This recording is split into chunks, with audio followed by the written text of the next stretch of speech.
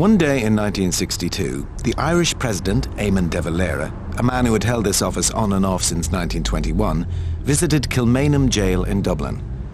Half a century earlier, it had been a monument to the British presence in Ireland.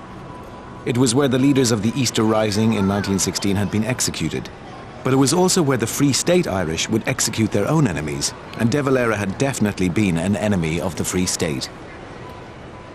In fact, he had been the final occupant of Kilmainham before the jail was closed for good in 1924.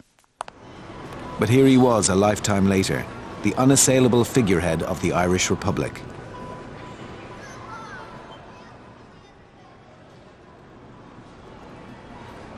How was it that this man had survived the bloody creation of an independent Ireland when so many others had fallen in its wake?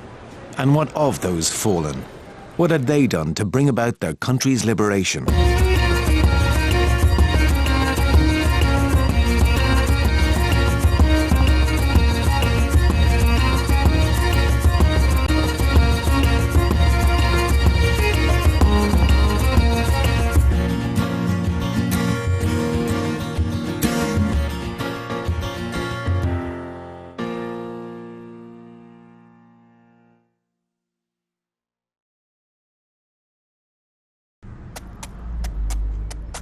The seat of first English and then British power in Ireland was Dublin Castle. It had served this function since the 12th century. It had been witness to most of the upheavals between the British and the Irish, from Elizabeth I's bloody campaigns of subjugation to Wolfe Tone and the United Irishmen's failed uprising. It had seen the Act of Union of 1800, which had promised Catholic emancipation in return for Ireland joining the United Kingdom. That promised emancipation didn't happen for another 30 years. It also witnessed the humanitarian disaster of the potato famine in the late 1840s and quelled another failed uprising that followed soon afterwards. Violent insurrection hadn't worked.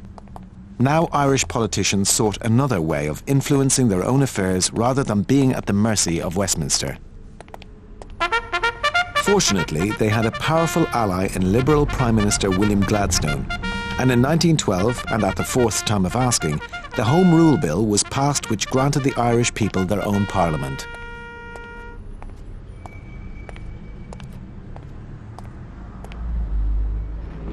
Once more, though, hopes were raised and then dashed as its implementation was deferred by the outbreak of World War I.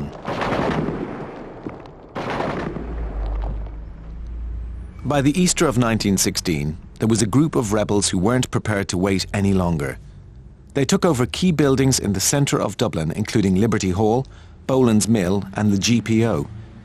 It was an uprising that was meant to be fuelled with a secret cache of arms from Germany, but that had been intercepted by the British Navy, and British authorities believed that the danger had been averted. A small group of Irish volunteers, led by Pádraig Pearse and James Connolly, decided to occupy the buildings anyway, to the amazement of both the British and their fellow volunteers, most of whom had been left in the dark about the uprising. It would be for Pearse to proclaim the Republic from the steps of the GPO on Sackville Street.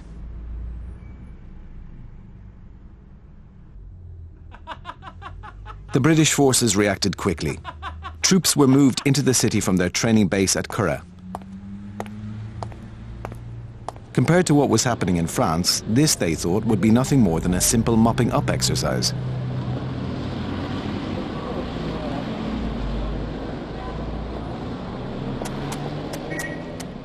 Field artillery was positioned at Trinity College and from a boat on the Liffey.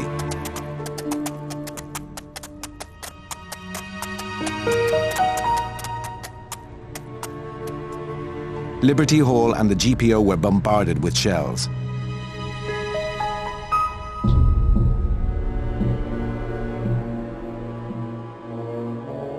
Attempting to apply First World War tactics to an urban conflict, the British Army also launched frontal assaults that cost them, Pearse's volunteers, and any unlucky civilians who crossed their path, many lives.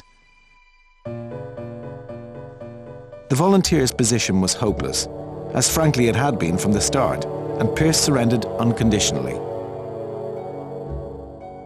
The reaction of the Irish public had at first been bemusement at the actions of the volunteers, and then irritation and anger as many were killed in the crossfire. There was in fact a deal of sympathy for the British troops. After all, many Dubliners had fathers, sons and husbands fighting with them over on the Western Front in France. It seemed like yet another Irish uprising had failed. Then the atmosphere in the city changed. Martial law was introduced, making Dubliners feel like criminals in their own city. The British rounded up the ringleaders, took them to Kilmainham jail and shot them.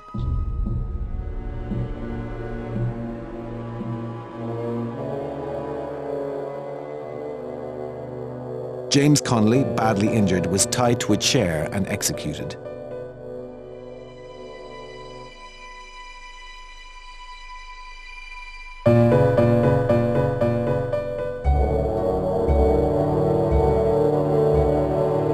As the clean-up operation began, it was a small organisation called Sinn Féin that was blamed for the uprising.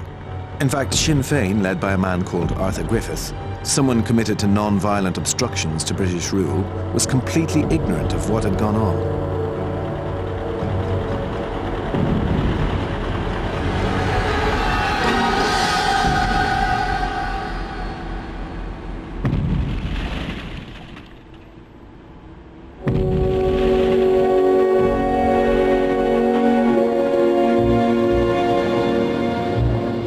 2,000 Sinn Féin members were arrested, to theirs and the public's general consternation.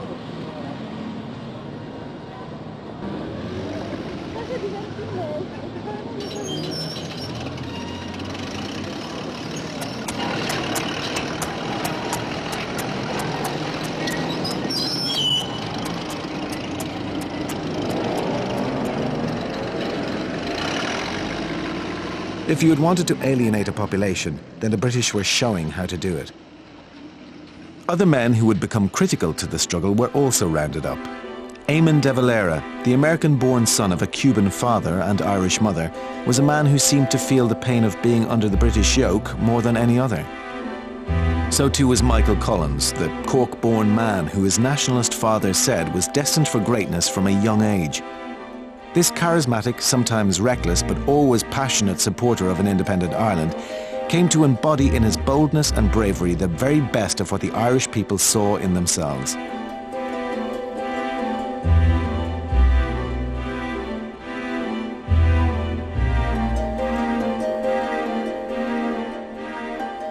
They both saw Arthur Griffith's Sinn Féin and its supporters as a vehicle with which they could drive a revolution. When interned together, they narrowly escaped being executed by the British. Then they set about radicalising their fellow internees. Other unpopular measures by the British also helped fuel Irish anger. The losses on the Western Front became such that Britain tried to introduce conscription into Ireland. There was uproar, and Ireland responded with a furious no. After all, those who had wanted to serve, and there had been many, had already gone. The young men who had stayed behind felt no such allegiance to the government and were willing to go to prison to prove it. The British soon backed off from the idea.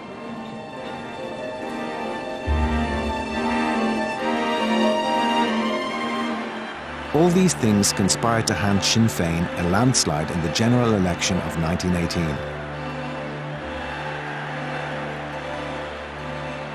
Collins, de Valera and Griffiths, harnessing of the momentum created by the British response to the Easter Uprising, had been a strategic and political triumph.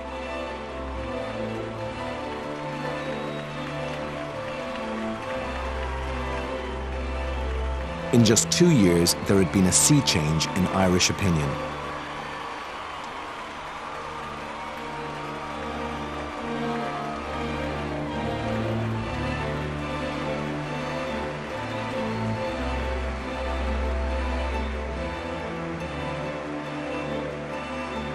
There were 6 counties in the north and east of Ulster, however, who remained loyal to the United Kingdom. The population was predominantly of Scottish Protestant heritage, who feared being overrun